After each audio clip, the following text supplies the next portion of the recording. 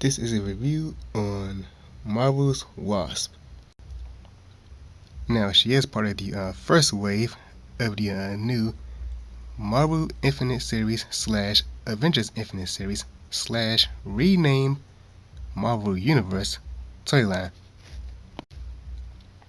which was released, they was released out during this year, but the card back says 2013, so who knows, maybe Hasbro planned on releasing these figures last year, but not really quite sure. Anyways, here's the look to card back for it, with the back of it pretty much mainly, because the front of it, and that's for every single figure. So yeah, no more card art like you see with the Marvel Universe figures that you see in the back of her. No more phenomenal card art. You get this, very plain, but the back of it, same as any other US figure. You see the prototype figure of it, and the rest of the way with the figures, and you still get a nice little bio. So that's pretty cool. But yeah. Now about the figure itself, well, she is just basically just reusing the previous newly articulated female body mold from Hasbro's Marvel Universe toyline. But yeah.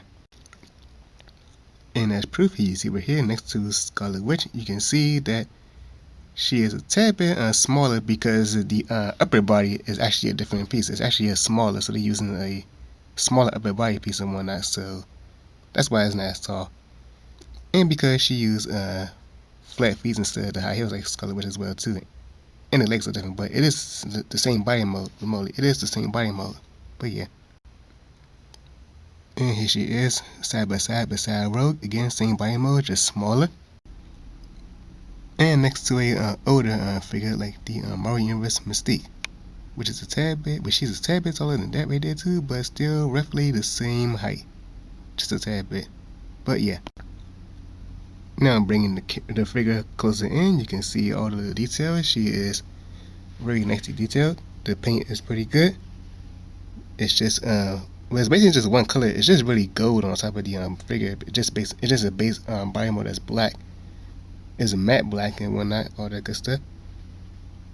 You got gold where you need to be. You got gold under the hands right here on both sides. The undersides basically. You can't see on the close face, but it's there. It's on the feet. Now the one thing that's different on mine and whatnot is that the hands are a lot more golder than the chest plate. While the chest plate is in kind of light, it's kind of like a light yellow-ish gold, but it's lighter than the hands and the feet. While the feet and the hands are done with any same type of gold. So not quite sure how I feel about that. I mean, but it's okay. But yeah. And the face sculpt, very nice. Nothing wrong with mine. Everything is painted on nicely. One eye doesn't have the little dotted black on there, but it is still great enough. I like it just fine, no problems. And you see a little bit of slightly a big black mush on the face, kind of ish, but it's not a problem. It's still great. Still great. And yeah. But in that nicely sculpted figure, it's awesome. The one thing I forgot to mention is the fact that she has like different hands too. By the way, her hands are different, because you can see now I did comparisons between figures that had close hands earlier, and I see that her hands are smaller, not by a lot that you can notice it, but they are tinier than the usual close fist hands, plus it's on the opposite end. And then she has this one hand too, which is, I guess it's supposed to represent how she uses her little stingers or whatever she uses, pretty much mainly. Not really quite sure if that's how she really does that, but it's a new hand, it's great to see, and yeah. But other than that, everything else is the same. Everything else is the same except for the upper body. Just to say again, the upper body is smaller than the other ones that I already showed. So yeah. Now for accessories, she does come with 2 accessories, and yes, I mean 2. She comes with a itty bitty smaller version of herself, because you know she can be able to shrink herself to be a very small character. And comparing this right beside her, she is tiny, very tiny, which is yeah.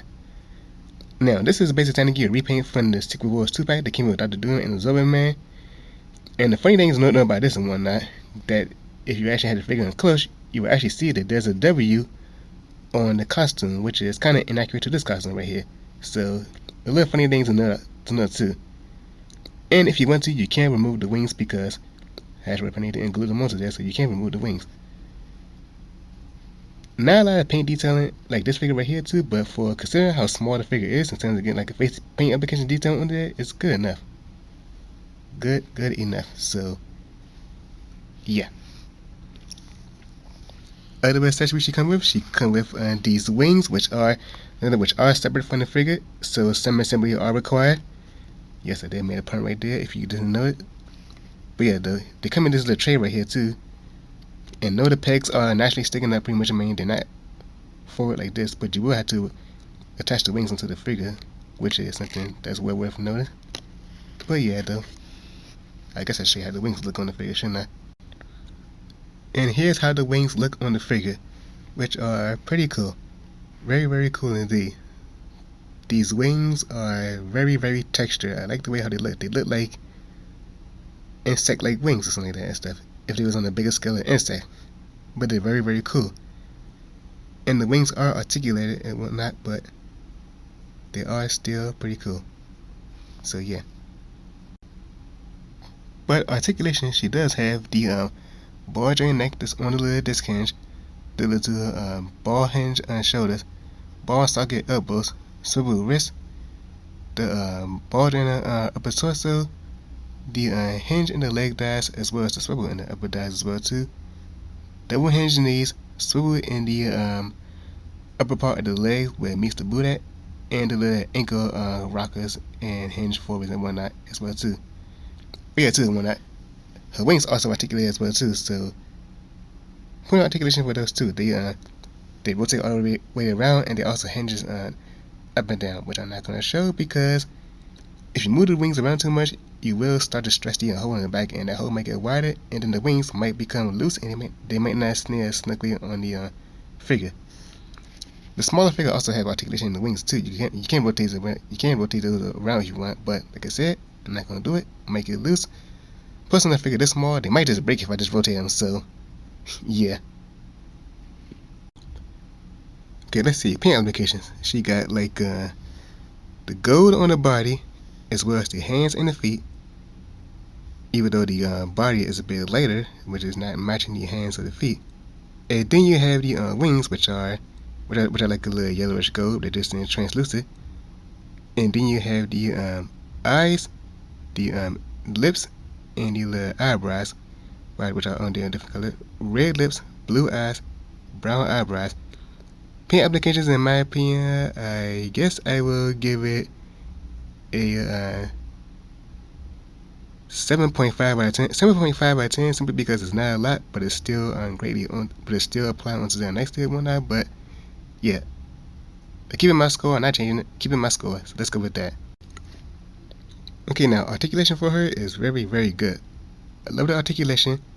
It's good enough for the figure. You don't really need no extra. Hinges will help the hands, but due to the fact how small they are, they're pretty good enough. I mean, because let's face it, she don't have much articulation in this figure right here, which is a female figure, but still. Great articulation enough for the figure. A 9 out of 10.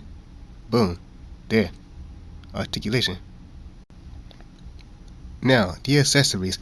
Considering the fact that she doesn't really need accessories, and the only thing that she has is her little miniature figure, which is, I guess, the accessory.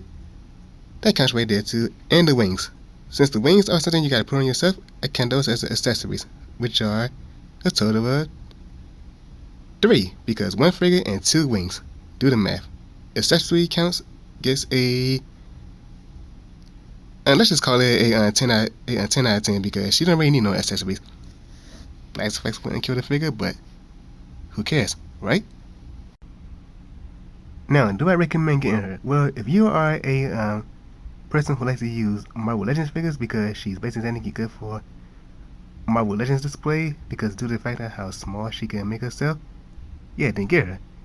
If you're looking for a character to go for your diamond select figures and type of poses, again, get her for that because she's can make herself pretty small. Now, some of the reasons that make her so pricey, and one not because she does go for a lot of money, is because she's Hasbro's very first figure that they ever made. There has been no Hasbro version of Wasp that's been ever made, other than the minifigures. I'm not counting those, but there's no official universe Wasp figure that's been made. So that's reason number one. Reason number two, because each and every of Hasbro's female figures has always been rare in value. Yeah, every female figure Hasbro made has always been very, very pricey. So that's one reason why she's pretty high too. But other than that, though, highly recommend a figure. And figure if you can find her, just don't pay the overpriced scalper prices because she's not worth that much. But until then, this is Joey Cooler saying, comment, rate, subscribe if you want to. Don't subscribe because I'm saying so, because I didn't tell y'all to subscribe.